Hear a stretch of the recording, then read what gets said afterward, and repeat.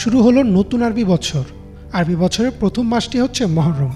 সারা বছরের সবচেয়ে গুরুত্বপূর্ণ মাসটি হচ্ছে রমজান, কিন্তু তবুও কেন মহরমকে আরবি বছরের প্রথম মাস গণনা করা হয়? আর এই মহরম মাসের ফজিলতি বা কতটুকু? মহরম হচ্ছে ইসলামের 4টি পবিত্র মাসের একটি। রাসূল সাল্লাল্লাহু আলাইহি ওয়াসাল্লাম বলেন, রোজা রাখার জন্য রমজানের পর সবচেয়ে উত্তম হচ্ছে আল্লাহর মাস মহরম। এই হাদিস থেকে দেখা যায় রাসূল সাল্লাল্লাহু আলাইহি ওয়াসাল্লাম মাসটিকে আল্লাহর মাস হিসেবে বর্ণনা করেছেন। বছরের আর কোনো মাসকে এমনভাবে আল্লাহর মাস হিসেবে বলা হয়নি। তাই বলা যায় যে রাসূল সাল্লাল্লাহু আলাইহি ওয়াসাল্লামও মহরম মাসকে সবচেয়ে বেশি সম্মানিত মাস হিসেবে ঘোষণা করেছেন। অনেক সাহাবার মতে 4টি সম্মানিত মাসের মধ্যে মহরম সবার উপরে থাকবে।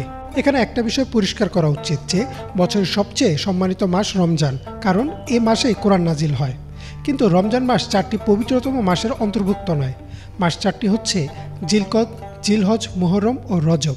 এ মাসগুলোকে পবিত্র বা সম্মানিত মাস বলা হয় কারণ এ সময় সব ধরনের যুদ্ধ ও রক্তপাত সম্পূর্ণ নিষিদ্ধ।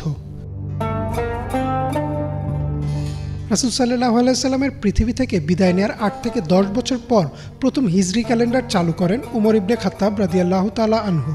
তখন কোন মাসটি দিয়ে বছরের শুরু গণনা করা হবে তা নিয়ে হয় তুমুল আলোচনা। স্বাভাবিকভাবেই অনেক সাহাবা রমজান মাস দিয়ে বছর গণনা শুরু করার কথা বলেন, কিন্তু সবচেয়ে বেশি ভোট আসে মহরম মাসের পক্ষে।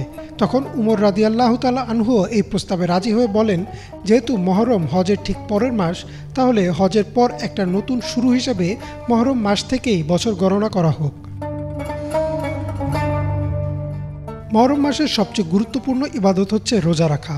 ইবনে আব্বাস রাদিয়াল্লাহু তাআলা আনহু থেকে বর্ণিত, আমি রাসূল সাল্লাল্লাহু আলাইহি ওয়াসাল্লামকে আশুরার দিন এবং মহরম মাসে রোজা রাখার চেয়ে বেশি উদ্বিগ্ন আর দেখিনি। আশুরা শব্দের অর্থ হচ্ছে দশম। আশুরার দিন রোজা রাখাটা মুসলিমদের জন্য অনেক আগে থেকেই ফরজ ছিল। হিজরির 2য় সালে আল্লাহ রমজান মাসে রোজা রাখাটা ফরজ করে দিলেন। তখন আশুরার রোজা ফরজ থেকে বাদ দেওয়া হয়, কিন্তু তবুও এই দিনে রোজা রাখার ব্যাপারে জোরালোভাবে পরামর্শ দেওয়া হয়। শুধু তাই না, মহানবী সাল্লাল্লাহু আলাইহি ওয়াসাল্লাম বলেন, এই দিনে রোজা রাখলে আগের বছরের সব গুনাহ আল্লাহ ক্ষমা করে দেন।